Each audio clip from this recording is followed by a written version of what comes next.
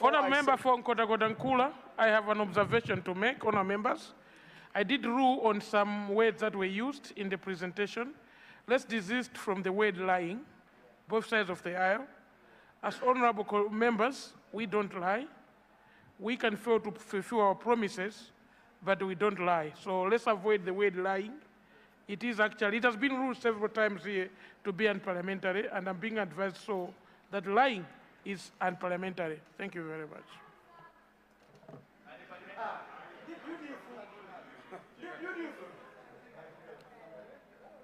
Nkota-Kotankula, please. Thank you so very much. First of all, allow me to say congratulations to Professor Arthur Peter Mutharika for making it once again from the opposition to government. That alone tells us that in Malawi, everything is possible.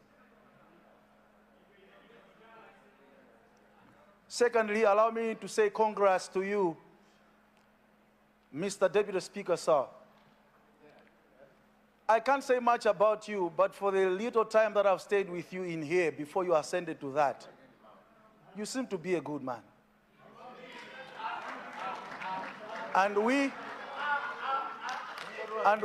expect good from you.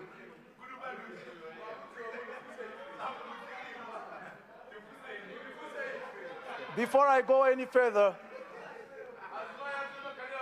allow me to say thank you to the people who did not just work with me, but they also walked with me.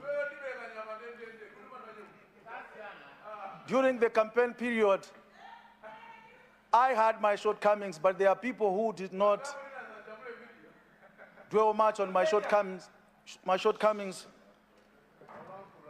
but they looked at the positive side of me and they trusted me. Here I am today.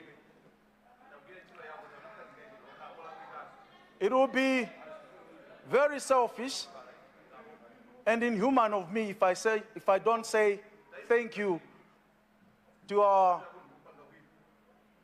His Excellency, the former President, Dr. Lazarus McCarthy Chakwera. Because if it wasn't for him, some of us, like myself, I couldn't have made it here. I know where I'm coming from financially.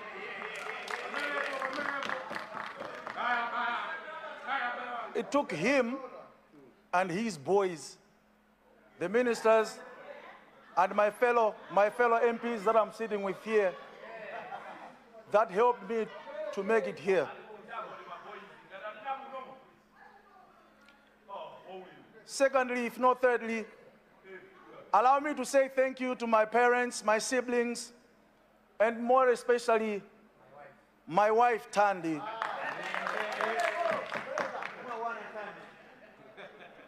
Let me stress the point. At times, things got tougher than I imagined. That even my son Kanka couldn't motivate me. It took this wife of mine to tell me, I know you as a fighter, we are doing this and we will make it. And I can even tell you that this woman, Anakula Studio Zalumbilitsila, in March, meaning that she believed that this journey is going to end in success. Let me also thank my traditional leaders, Senior Chief Madzama and all the chiefs around him, Senior Chief Mansambo and all the chiefs around him. I should also thank the party leadership, Mr. Chimoto and all the leadership, Mr. Mpinganjira and Chipetankhanu Mansambo. Without you, things couldn't have been the same for me.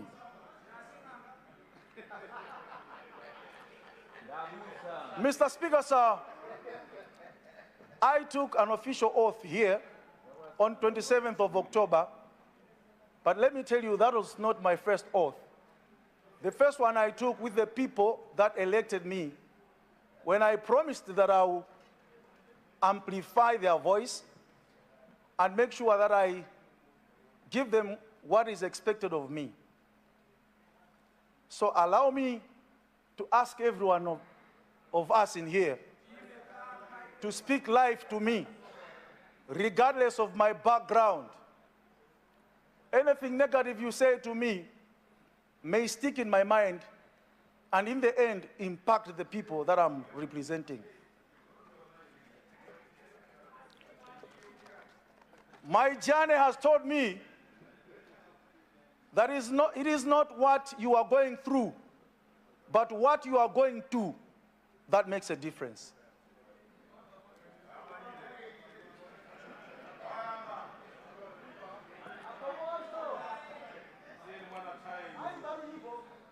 I prepared a longer speech, but it has been cut short by the presentation that was made yesterday by the Minister of Local Government. Because now, the ball is in my hands and the people in our constituency, the VDC. So, I will not say much about things that are very obvious, because that is my duty to speak with them, the people that I'm going to work with. However, there are some other things that cannot be addressed within the 5 billion that has been allocated. By saying that, I'm not trying to be someone who doesn't appreciate. We are really excited and happy that this has been promised. But before I continue, Malawians have shown us that they listen much to action than words. So whatever we tell them we are going to do for them, we have to do it. Let me start with education. Education in our constituency, the free education is an exciting news. But at the same time, there are some areas that need to be looked into properly for the free education to be more effective. For example, we have 5 secondary schools in our constituency, but out of 5, only 1 has boarding facilities. So, for example, for someone from Kumbaleza to go to Mkaiga Secondary School, it's a distance of about 15 kilometers. So it means if they have to go and come back, they have to cover 30 kilometers a day. Now we are looking at a girl child. For them to avoid going and coming back, they resort to self-boarding, which is also very dangerous for a girl child. Thank you so much for the 5 billion, because that will address that.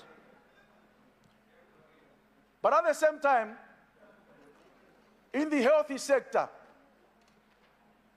at 9 a.m. on Wednesday, 7th of October, 1981, this man you are seeing here was born. And that hospital where I was born, is still the only hospital of that area. For the 4 years down the line,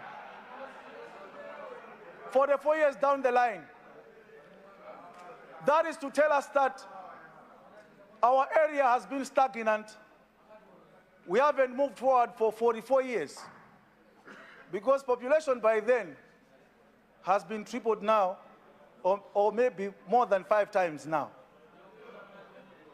So as we are appreciating the 5 billion, but I'm also of the view that we need to have a new hospital around the same area. And in the same sector, we have an area which is very big, but the whole area has never had a government hospital. A huge population, but if it wasn't for Roman Catholic, the church that has provided us with healthy care Of course, at a certain amount of money, they have been of help to us. I believe with the 5 billion, of which may not be enough, we need to construct another health center at Mkaiga Secondary School. Honourable members, order. Order to my right. Order to my right. Mr. Order to my right. Deputy Speaker, sir. Honourable members, the honourable I come from a background is that presenting a maiden speech. Honourable member, hold on. The honourable member is presenting a maiden speech. He's speaking in the House for the first time. Let's accord him an opportunity to be heard in silence. Sir. Thank you.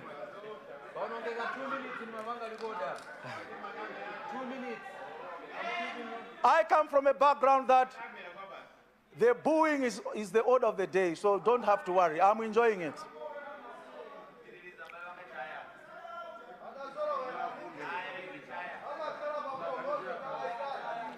As we are celebrating the 5 billion kwacha,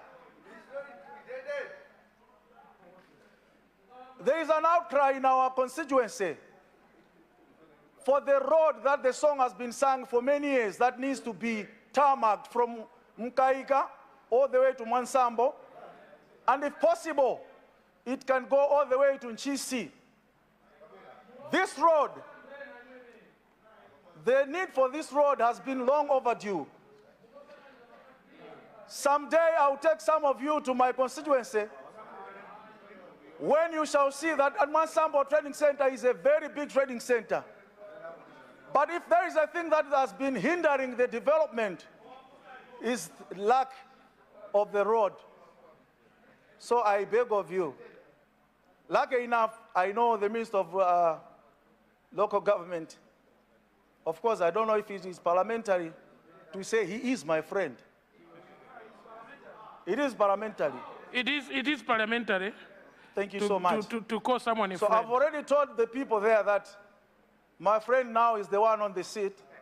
So this road will be tarmacked.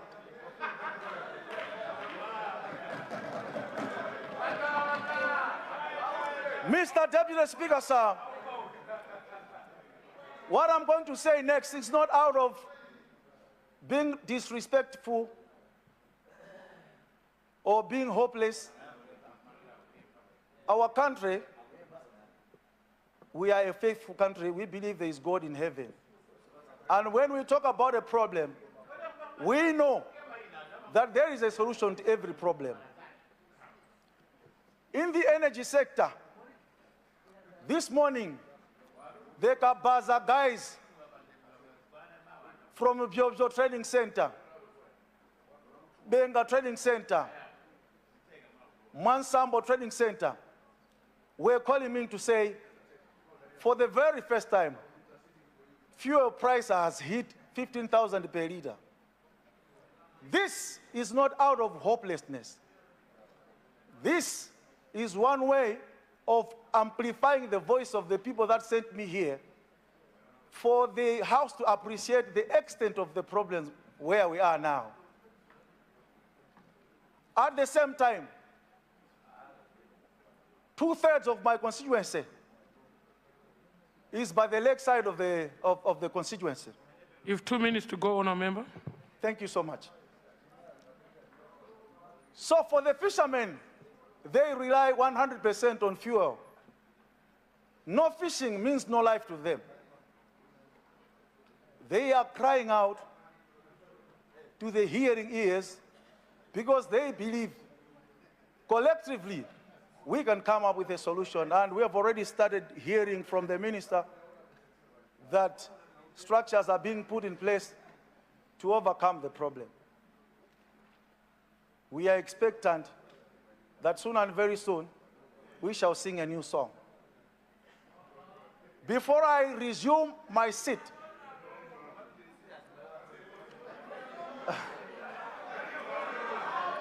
so you want me to sing?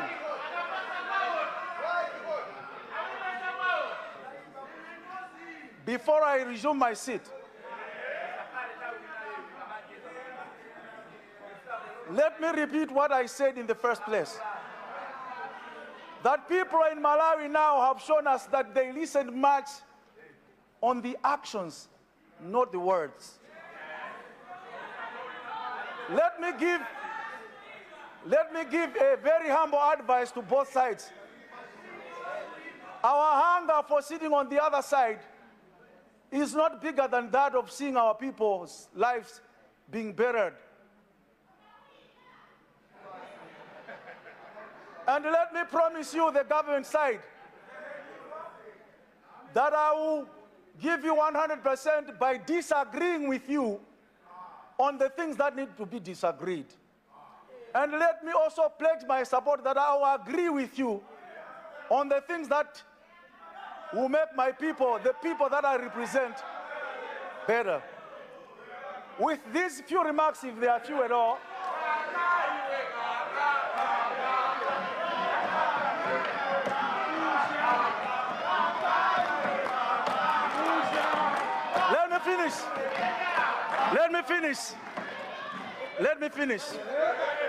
let me finish. This is a very humble request, very humble warning to everyone in this house, that if we don't give people what is expected of us, come 2030, these people will judge us. I submit. Thank you.